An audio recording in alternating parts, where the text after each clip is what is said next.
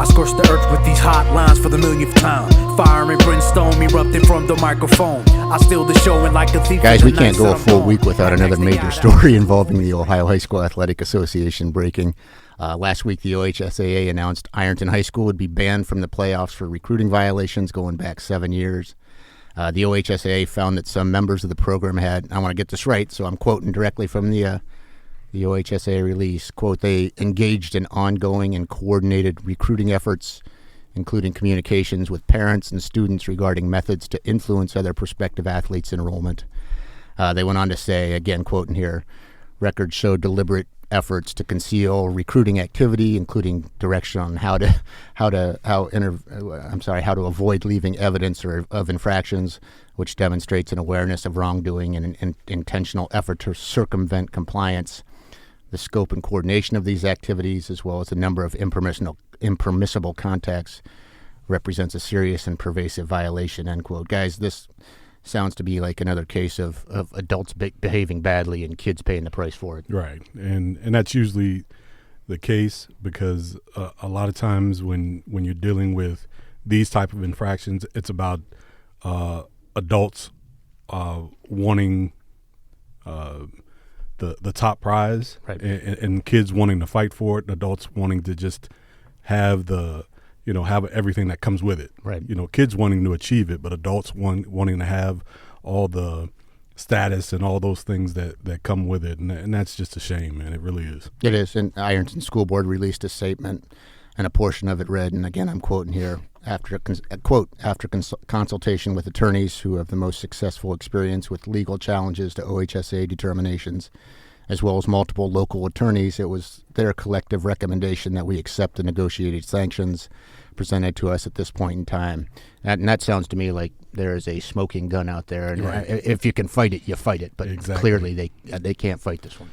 Yeah, that's what I was going to ask. It's quite the word salad from that right press release from the OHSAA, but there's no other details right now. Just that they were in contact with parents, right, basically. Right, and it's going back 7 years. Ironton it's the defending Division V state champ and was neck and neck with Wheelersburg atop the Region 19 standings. Ironton's one of the most tradition-rich programs in the state. They've made 40 playoff appearances. They've reached the state semifinals 15 times. They've been state runner-up 9 times. Last year's state championship was the third in program history and first since '89. You just got to feel for the kids who had absolutely nothing to do with any of that. That's what I was going to say. That's what stinks the most. I mean, there's probably no simple way to just chalk it up to, all right, the kids that are involved in these infractions, all right, you're not playing, but you wish in a perfect world that could happen, that the kids that had no involvement in this, that wished none of this happened, you wish they could still have a way to play. But, I mean, when it seemingly involves coaches and all that, I mean, the likelihood of that being able to happen is probably just too unrealistic. Right. And meanwhile, one of the athletes that we had in the podcast earlier this season, and I'm not naming names for anyone, but he said to me off the record, he said, I was approached by a pretty high-profile Catholic high school, and I don't know how these things work, but it seems like they're playing by two different rules, because that doesn't seem like the Catholic schools would, or that they do get in trouble for these things. Yeah, and there's different parameters for parochial schools and public schools, right, and things like that, and it's all murky, and we've talked about in different for different reasons about the differences between amateurism and all those different things and how schools operate, but what hurts the most for me when I heard about this was I'm thinking of that 4-year senior, that right, 4th year senior, right, who's going into his senior year. He's fought hard. He's going into his senior year. They're getting ready to go into the playoffs, and he has done nothing but play for Ironton all 4 years. He's getting ready to go into his senior year. Now, this is his legacy. All the teams before him, they may have went to the state game and all that, but this is his legacy, and now he can't play. Right. They should get to other teams in the state should get to draft Right. Ironton's players. I agree. Use their guys and for the start rest of the with season. Ontario. who I needs it agree. for you for Toledo Central Catholic. Yeah, Yeah. I agree. You should get to play the playoffs for whatever school, but that gets murky too. But Yeah. I don't care. We should figure out something for those seniors. Yeah, and it's and you and I have talked about this a lot, F. I mean, there is a very strong sense of community among small schools, and when you're going out and bringing in hired mercenaries, which is, it seems like what that is you're just bringing in kids from all over. That sense of community is sometimes lost, I think. Well, and that's what makes this so, weird. That's so unsmall school like. You know what I mean? It's almost like that's something we see from bigger school, larger parochial schools. You don't see that from the traditional small school. Even the small school powers generally don't. You don't see them getting caught up in that because they're still a community type school. Right. So this, really surprised me. Even though Ironton's one of the, a perennial power, that still surprised me because at the end of it, they're still a community school. But now it's, and I still, at the core of me, blame this idea of how we've put amateurism on shaky ground, Right. With the introduction of NIL and how we've made this thing all about what's next for these young athletes instead of sitting in what's now, fighting for your community and being involved in making memories for your team and your teammates. What's right now. That's a beautiful segue into our introduction here. We are glad to have he's Hillsdale High School's career rushing leader. He helped the Falcons reach the Division 7 state championship game last year. There is a very strong sense of community at Hillsdale and a lot of those small schools. Hillsdale is 9-1 this year, the top seed in Region 27 of Division 7. Let's welcome in Owen Sloan. Owen, thanks for coming down and making some time for us. Yeah, thanks for having me. We got a lot to unpack with Owen, but before we do that, let's take a moment to thank our sponsor, Graham Auto Mall. Whether you're cruising in for a new ride or keeping your current one in top shape, Graham Auto Mall has you covered. Shop a huge selection of new and pre-owned vehicles or trust their expert service team to keep you on the road. If you're in the market for a vehicle, stop by Graham at 1515 West 4th Street in Mansfield or visit GrahamAutomall.com. Graham Auto Mall, your hometown dealer. Now, Owen, you're one of 16 seniors on Hillsdale's roster. That's kind of unheard of at a small school outside of Marion Local and all those other Midwest Athletic Conference schools. Could you imagine a scenario where you and your fellow seniors were put into a position that the Ironton seniors are put into right now? I don't want to imagine that because knowing all the work and stuff that we've put in, basically our whole career, like starting from flag football even all the way up to high school and all the summer lifting, early mornings during spring and winter time liftings and all that just to not be able to play in the playoffs. Yeah, that's a lot of sweat and blood and tears that you leave out there with friends.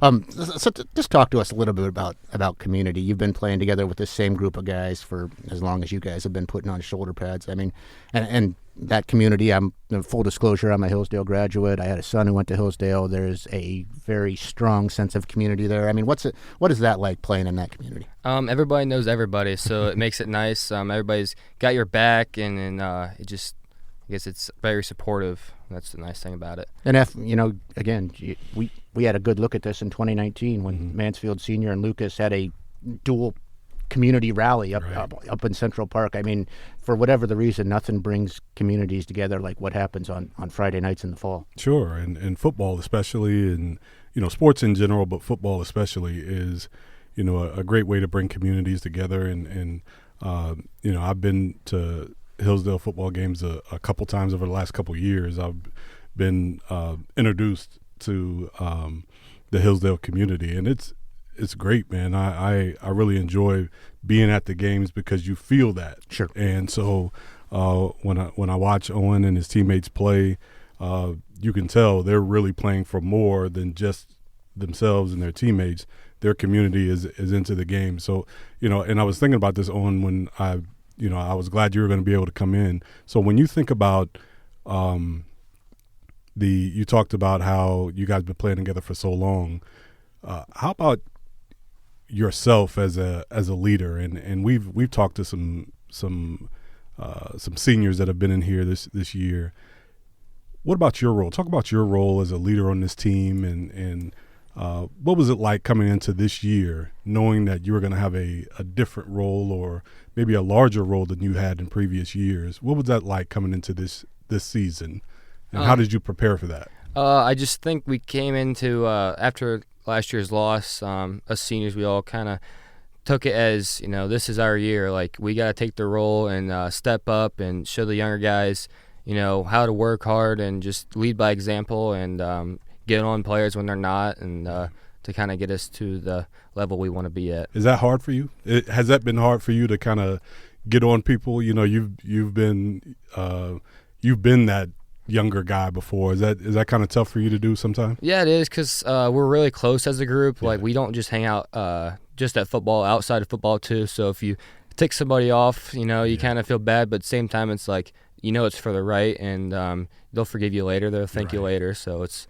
great. One of those mixed emotion things.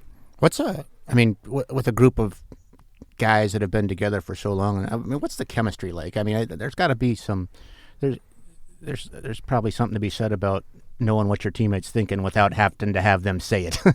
Yeah, just for example, Knox and Cale, they're twin brothers, so they know, and all of us, we've basically been playing the same positions our whole career, right. And we've been playing with each other the whole career. So it's just, we have a feel for each other of, the experience, and all the way back to Pee Wee, just knowing what we're going to do and, trusting each other, and it makes it kind of nice. And I go back to it time and time again, but it's I would think that the coaches appreciate the fact that they don't always have to be the one holding kids accountable. There's something to be said for if you see a teammate not giving what he can give, you're okay with getting on those guys, right? Mm-hmm. Yeah. Oh yeah. Now let's jump in here and start from the beginning. You came in as a freshman. You were a starter right from the jump. You rushed for 523 yards, 77 carries, had 67 tackles. Did you, in your wildest dreams, think that you were going to come in and have that kind of impact as a freshman? That was always the goal. I remember 8th grade year, just talking to my family, my dad especially, just like, what can I do to at least be playing special teams on Friday night? Like, what can I do in the off seasons to get to that point? And I guess coming week 1, knowing I was starting outside backer was kind of a little nerve-wracking, but after the first play, and it was good and grateful it happened. Is there ever a sense of doubt that creeps in? Were you confident that you could do what was being asked of you, or you were thinking maybe I'm in over my head here? Maybe going into the game, but as soon as I got in the game, I was fine. It's kind of just, I love the game of football, so it's just happy to be out there, and felt natural. If that's a big ask of a high school freshman, right? To ask a 15-year-old to go out there and be to be a contributor at that level. Well, and it's one of those things where playing in 8th grade is one thing, and I always felt like the playing during the daytime and playing at night was a huge, and people look at that as like, oh, that's nothing. But that is a huge thing. It's real. It's real, man. You played your whole entire career during the day, and all of a sudden you got to play at night, and that's a huge thing. And one of the things that, when you think back about being a young freshman, especially playing defense, what was it like for you, knowing that you were trying to defend or hit guys that were 2 or 3 years older and bigger, maybe bigger and stronger than you? Yeah, just that made me had to do my keys right and read my keys right and just do my job right. And if I didn't do it right, it really showed. So just, got to do it right, I guess. How did that affect your all-season workouts and going into the year, it was nice because all the seniors and everybody in that going into that year pushing me and pushing everybody else. That was a really good group of seniors, so we definitely got better during the off season. That's for sure. Yeah, and I was going to bring that up. When a freshman comes in and takes a starting job, there is probably an upperclassman someplace who has his feelings hurt. Usually. What was that dynamic like? Was there friction, or were you greeted pretty welcome arms? I didn't think there was much friction. I think like I said, that group was a very humble group, and kind of like whatever the team needs, we're fine with. So I know we kind of talked about it a little bit, But, looking back now as someone who is in the senior position, and now it's kind of your, job and your time to lead those younger kids, reflecting back on the way they, welcomed you as a freshman, I look back on my own playing career and remember we had a senior class my freshman year that was very similar. They welcomed us as someone who hadn't played football until I was a freshman. That was even more helpful.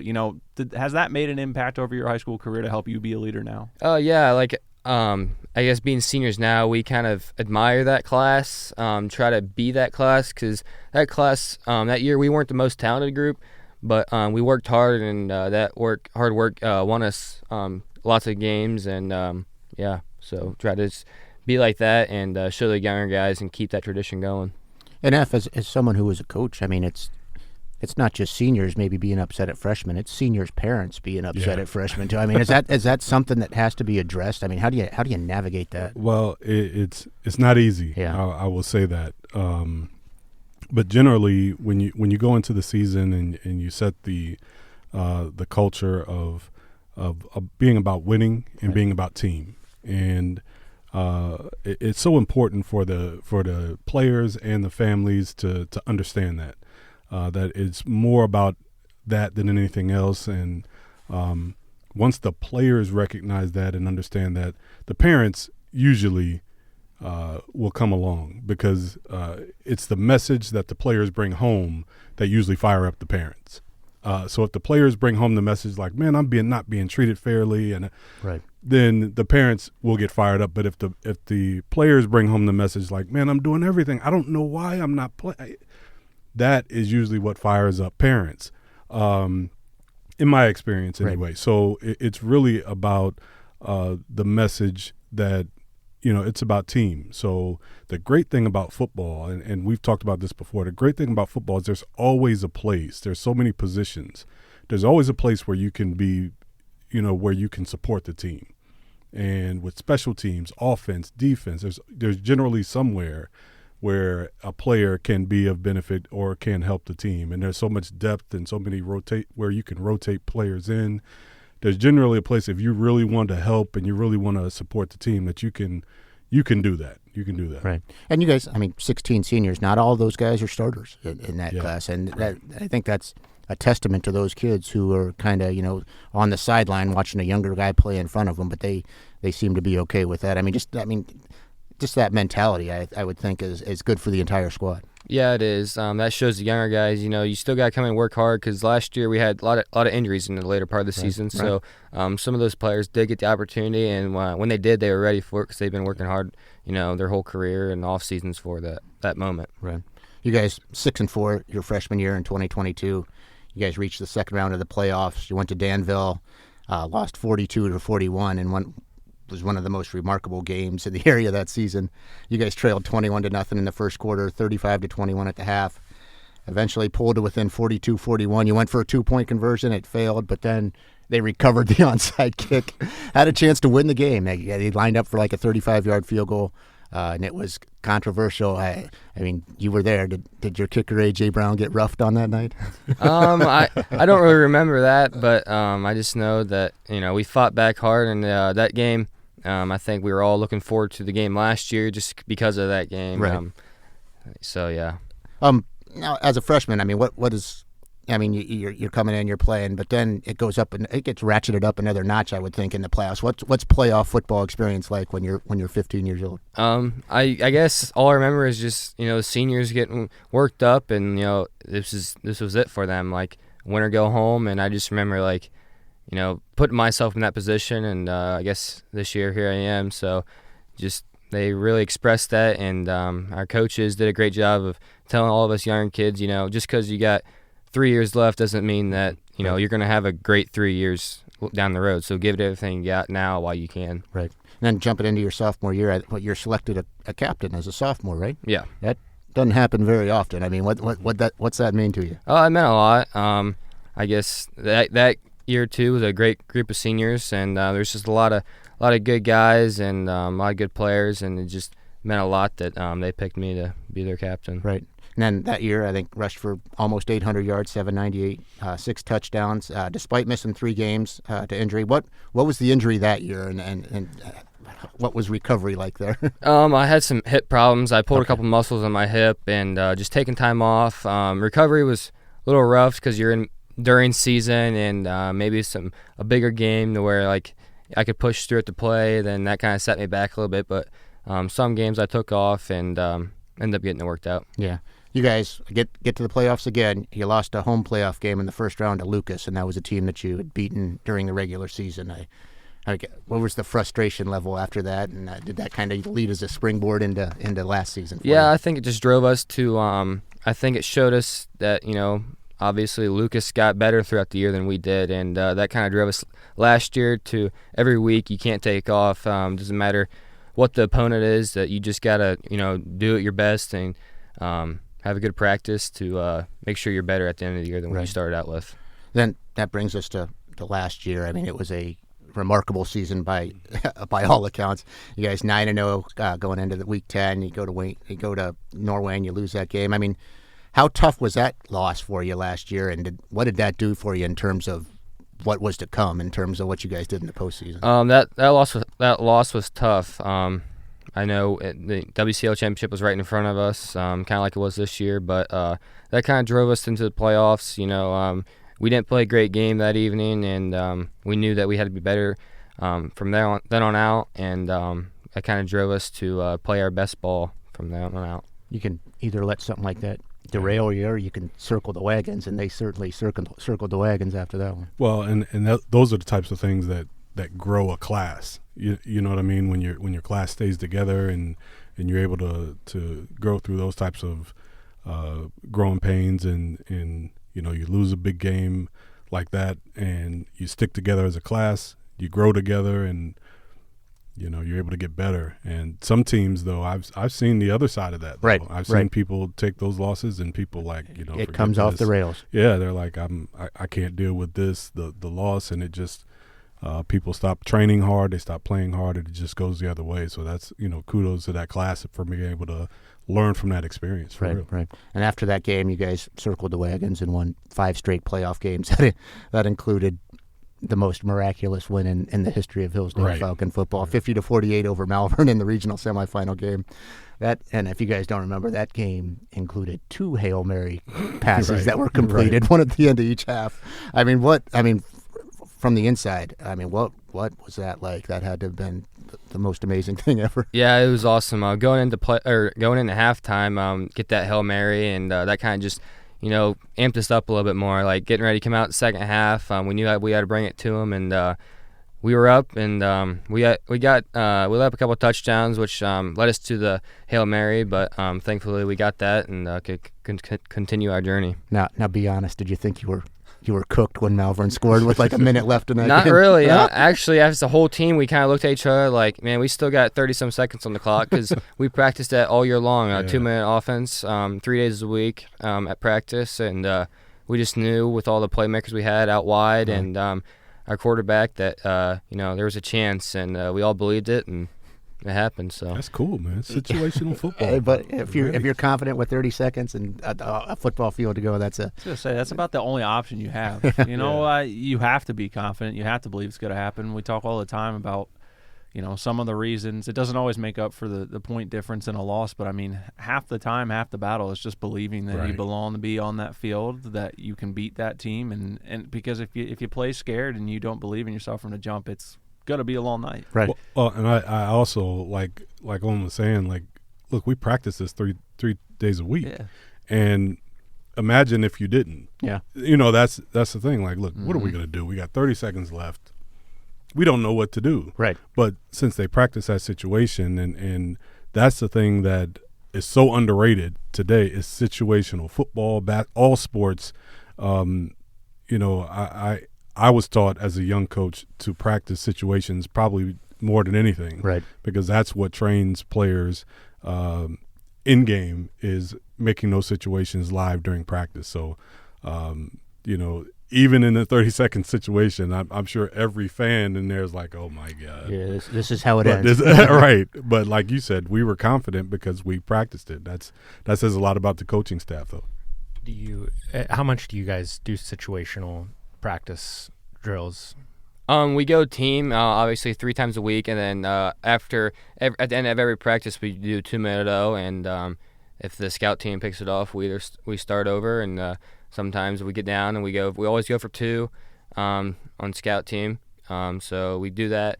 Sometimes we go through twice, just depending on how it goes. So. Do you practice the Hail Mary, or is it just like No. if the situation presents No, itself? we never really practice the Hail Mary. We just practice, getting on the ball, getting our plays, and that's about it. And Hayden, that game you covered last week, I mean, there's a situation at the end. I mean, I don't know how much time, and if maybe you knew, but I mean, you don't spend a whole lot of time practicing onside kicks with, 30 seconds left. And that's, I mean, Ashland had to recover an onside kick to have a chance against Lex, and they were unable to do it. But that's just not, I mean, holy smokes, that's that's a tough spot to be in. Yeah, it's I guess, you could get really in the weeds and start practicing those scenarios based off how many timeouts you have, because that's really what decided that last week. But right, I mean, there's onside kicks are I don't know. It's not something a lot of high school teams spend a lot of time on. And you could practice that every day for the rest of your life, and you could because executing that is still a bounce. You know what I mean? Yeah. That football is made that shape for a reason. And, you never know how that thing's going to bounce. Well, and you did say something too, Curt, if you don't mind. When you bring up scout team, as a guy bouncing back on some of the things we brought up tonight, I was one of those seniors on my team that I didn't start. And I had to know that, okay, my job is to prepare the starters as best as I can, right. be the best scout player that I can be. And I think with successful teams, as we see with yourself, a trait of every one of those is that they've got a good scout team. Absolutely. You have to practice against the best to be the best. So, I mean, how important is the scout team for you guys? How valuable are the looks that they're giving you? Oh, it's very important. Every day our scout team gives us a tough time. Like, just they're tough. We have some depth this year, and even last year we've had some depth, which is good on our end of things. And they give us some competition daily, so it makes us compete in practice, and that's what makes us better, in my opinion. Yeah. Now, lost in the limelight of that double Hail Mary game against Malvern, you set a school single game record that night. You rushed for 287 yards, 4 touchdowns on 37 carries. I mean, is there a time during the game where you're thinking, hey, this is something special, or you're just so focused on what's going on the field that never occurs to you? Not really. I was just focused on winning. It was a close game all game long, so I was just trying to get the win, and whatever it took, I guess that's what we needed to do. Right. The following week, you guys beat Cuyahoga Heights pretty badly, 44-14. That was the first regional championship in school history. It set up a rematch with Danville, and then I'm just wondering, I mean, was that game from 2 years previous fresh on your minds? Yeah, it was. We only had 2 starters that played in that game, so it was still fresh on our mind for us too, but everyone else was a part of it, and they remember it even if they weren't on the high school team then. Coaches especially, and I just remember wanting that revenge. Right. You guys trailed in that game 22-12 at the half. It was a brutally cold night in Shelby. I mean, you guys were able to come back. I mean, by that time, it was pretty clear that you were not 100%. I mean, what was last year's injury, and what percentage, if you had to put a percentage on it, were you by that time at the season? After the Malvern game, we had Cuyahoga Heights. I had my best first half of my career, in my opinion. And first play, second half, I got rolled up on the sideline, torque everything in my ankle.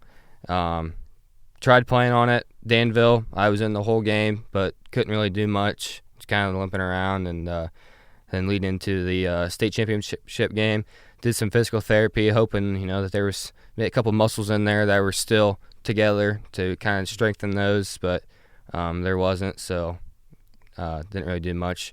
Played about a quarter in the state championship game, and then kind of got out of control. So well, to play a quarter with that kind of injury is I don't know. Maybe there's a coach over there who needs to protect a player from himself and not let him potentially risk more serious injury than that. And that brings us to the state championship game, kind of the elephant in the room. You guys played Marion, and that was a generational Marion team, a generational Marion class. Lost 74-0. I mean, what do you learn about yourself in a game like that? I think we learned that our off-season's got to be better. Obviously, they were bigger, stronger, faster, and they just dominated the whole game. That's the truth, I guess. So that kind of drove us in the off season to get better and have a chip on our shoulder coming into this year, just to get better and do our jobs the best we can. And I mean, when you were a senior, you guys made the playoffs for the first time in school history. Right. And then you played a Massillon team, and it was a very good Massillon team. Yeah. And they kind of, I mean, how do you balance, enjoying what you accomplished and the way it ended? I mean, that's a It's hard tough. thing to do, especially as a young person. It's tough. It takes time. Yeah. You know what I mean? Because we thought, we had a great season, and when we played Massillon, I remember thinking like, man, we thought we were really, and we were a good team, but then we saw them and they were bigger, stronger, faster. And I'm like, man, we have got a long way to go if we want to. Unfortunately for me and my classmates, we were all seniors that year, but it was like we've got a long way to go Right. if we want to. But over time, we realized like, man, we really did accomplish Right. quite a bit. And, we were able to look back on that season and say, man, we were the first team to go to the playoffs. And that meant a lot for our community, and it set the tone for our program. But, when I look at this team this year, and I know we're going to talk about, this season for Hillsdale, but when I look at this team, I look at a team who executes on a high level. Right. And so, I know you guys went into the gym and you guys tried to, want to get bigger, faster, stronger, but I look at your execution as a team, and I'm like, they don't make many mistakes. Right. You know what I mean? They don't make many mistakes. They finish plays. They don't hurt themselves. So their focus is on a higher level. And that is a team that has been through some things. You can tell when you watch them play. So everything they've been through, you can tell when you watch them play now this season is manifesting into the success that they've been having on the field. Right. And you guys, I mean, you returned most of that state runner-up team. What were expectations, inside the room for among you guys? I mean, what did you guys expect out of this season? We expect to be back right where we were at and come home with a win this year. And, yeah. Now you guys rolled through the first 9 weeks of the regular season, outscored opponents 374-77. And last week you went to Norwayne with a chance again to win a Wayne County League championship. You lost 24-17. It was Norwayne's 11th straight win in the series. I mean, that I'm assuming is a very difficult pill for you guys to swallow. Just talk about where you were after last week. Yeah, we were looking forward to that game ever since last year. At that time, we were looking forward to coming to their place and wanting to get a WCL championship, but we came short. So, like last year, that drives us to be better in the playoffs and get to the state championship. If winning championships was easy, everyone would win championships. Right. I mean, I covered that game, and it's just just the difference between really good D5 program and a really good D7 program. Sure. I mean, skill was comparable, but then Norwayne just had some bigger dudes up front, and that's it's all about the guys who plow the road. Sure, and it's really good programs are there's not a lot of them. Right. You know what I mean? So when you get two of them together on the field, it's about who's going to play the better game on a given night, and the fact that you're able to compete against a team that's they separate the divisions for a reason, and that's just the truth of the matter. Right. And if they didn't, things would be. I'm really glad they did, but they separate them for a reason. Sure. But it's great to see that teams like Hillsdale and even some other teams, they step up to play those higher level teams because they should. Yeah. You know what I mean? To challenge themselves to see where they are. So, it may have been a loss or whatever, but as they've seen themselves, they've taken a couple losses, but they've grown from them, and they still now want that state championship. They've still got a chance to win a championship in their own right. Right. You rushed for 168 yards last week, made 16 tackles, which was, I think, a season high, right? I mean, you hadn't been playing a whole bunch of defense. And, you threw a touchdown pass to Hayden McFadden. How many touchdown passes have you thrown in your career? I think that's my first one in high school, maybe a couple in junior high. And we were watching it early. It very much looked like it looked like an unscripted touchdown. I mean, was that the call, or did you kind of improvise a little bit there? No, it wasn't scripted. It was just a nice little pitch, and I saw a guy open downfield, and I was about to get tackled, so I just threw it to him? Threw it to him. And actually, and if I I'll was like, show well, it to maybe you. it was. Maybe that was the call, and he just sold it really well. Right. No. It's kind of, if you look at it, it's almost like a kind of a little underhand flipsy. It was it didn't look like it was drawn up that way. Yeah, it wasn't really pretty, but it worked. There was little controversy late in that game. There was a pass from your guys' quarterback, Cale Lewis, to Kyle Turk, that, depending on which side of the field you were sitting on, was either a remarkable interception by Norwayne's Carter Miller, or a catch by Turk, and a blown call by the officials. We watched it a few times before we came on. It's officiating with no instant replay, and even if there was instant replay in that situation, I don't think that they could have possibly overturned the call of an interception. I mean, from where you are, what do you see in there? And then, does that kind of tarnish what happened, I guess, in an otherwise pretty exciting game? I couldn't really see much from my angle, but we just talked as a team as where we went and talked about this going into the week too. We can't put it in the ref's hand, or we can't let it get to that situation. Right. We didn't play a great first half, and that led to the outcome of the game. So we got to come out strong the rest of the year and not let situations get to be that way. Right. And I talked to Trevor Klein afterwards, and he said, that interception didn't win or lose us the game. Yeah. It was the way we played in the first half that won or lost us the game. Yeah, now, that's the way you have to look at it, right. Taking that accountability for real. Hillsdale's a top seed in Region 27, a first-round bye this week. How have you approached practice? I mean, nobody knows how to navigate a first-round bye because no one's ever had a first-round bye before. It's been different. We had the weekend off. We normally have film on Saturday, but we had the weekend off, and kind of did our Saturday routine on Monday, and yesterday to kind of start our regular practice routine. It's just been a little different. I haven't film to watch on much of a team, so we kind of just find the film of the team we think will be playing, and kind of watch them on YouTube, but not every team's on YouTube, so right. It makes it tough. But it's kind of nice. We have some banged up kids, so give them a week off. So that's about the only nice part about it. Yeah, and I was going to ask you as a former basketball coach. I mean, higher seeds in other sports have the option to play that early round game. I mean, I don't know if any football coach in his right mind would choose to play a game, or do you knock off? Do you worry about rust? I mean, how do you navigate any of that? And I've seen some coaches, and I've assisted some coaches that have elected to play even in basketball right away. I never did, just because I even in no matter what the sport, you want that time to even mentally refresh and allow your kids to recognize, okay, this is a new season. No matter how great or bad the season ended for you, reset. This is a new season, and I like that idea of giving the weekend off, putting a whole nother routine for the week. That's a great idea, but it is very difficult to try to figure out, okay, what are we going to do with this week? Right. Because I would imagine as a they're so regimented. Right. Those 10 weeks are so regimented. Coaches and so quick. Players are creatures of habit. Absolutely. It goes so quick. So, it's one of those things that I'm sure Coach Klein is like, I'm sure they worked on how they're going to do it. He knows his team better than anybody. So, to maximize their performance when they do play, and when they find out who they're going to play, they'll be ready. Yeah. Now, you said Hillsdale's single-season rushing record last year, 1,658 yards.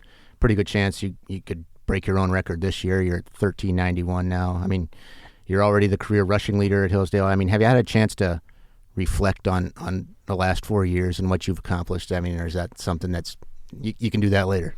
Not really, but I kind of just it's been a goal to get to this point, and still got more goals to accomplish. So, but in the end, it's not about me; it's about the team. So, in my opinion, the reason why I've got those goals is because my team. We played 16 games last year, right. and that's what got me most of those records. Right. I assume one of those goals is winning a state championship. Yes, it is. So how are you feeling going into this year and after last year's run? Like, how do you feel about where this team is compared to last year? Do you feel like last year was like you kind of got on the run and it was maybe a surprise, but you have maybe a little more expectations this year? Yeah, we feel pretty good knowing how, and just knowing we kind of felt it out last year. Now we know what to expect. That was the first year winning regional championship, so I think kind of set the tone for regional championship, state championship, to be there every year from now on. So that's just our goal. You know, one thing I wanted to ask. When I watched you play the last couple times I've been there, you know, I saw you play on film. I saw you play, of course, your junior year and even a little bit your sophomore year. This year, I've been really impressed with your speed. Have you ran track? Sophomore year I ran track. Last year I didn't because I had ankle surgery. Right. But yeah. Because I watched and I said you had a run. It was probably about 60 yards in the game a couple weeks ago, and I'm like, okay, not seeing kids run fast, but you know, you had a different gear, and I'm like, I wonder, does he run track? Did you do any kind of special training or anything, or did you just feel like, you know, that's something I wanted to get better at and become a faster back this year? Yeah. After I was kind of recovered from surgery, I a couple times a week I would do stuff on my own, and once a week I would go somewhere and work on that stuff. You know, rain or shine didn't really matter. Just knew that's what I wanted to get better at, and you know, wanted to take the team to the next level and that side of things. Sure. And that's part of my responsibilities on Friday nights now is I have to take my own photos. And a lot of the pictures I take, Kale Oos is dropping back to pass, and he's in pass protection. I mean, that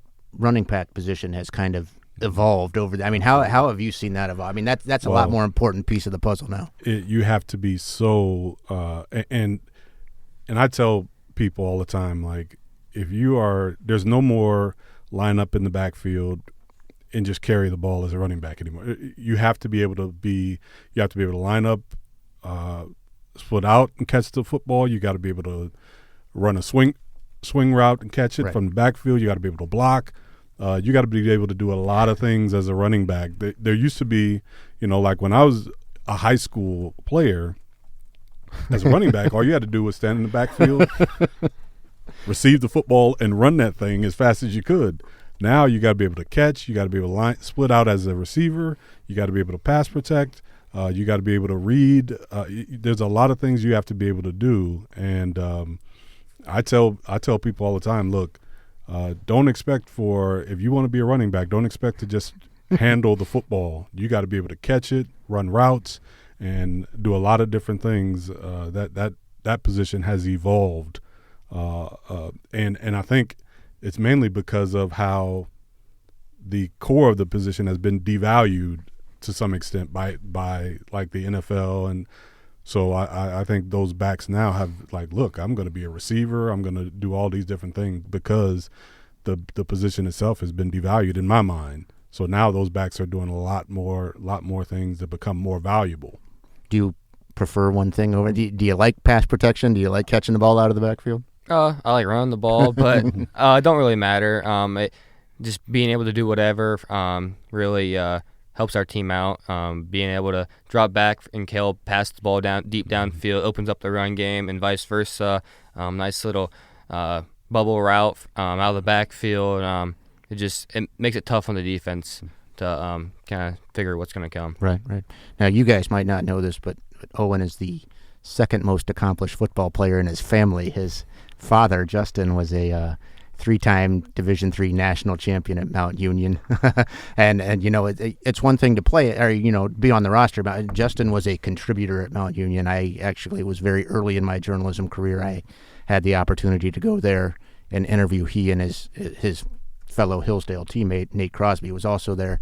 Both those guys were on, you know, national championship teams. And I mean, what's Dad have to tell you about? I mean, I would imagine that's a good resource to lean on when it comes to big games and stuff like that. Yeah, it started young. Just watching tape of him and me and my brother in the backyard. he's a big one that's helped me get here. They both are throwing the ball with him as a young age, and Dad coming home from work, going out there, throwing the ball with us, teaching us stuff.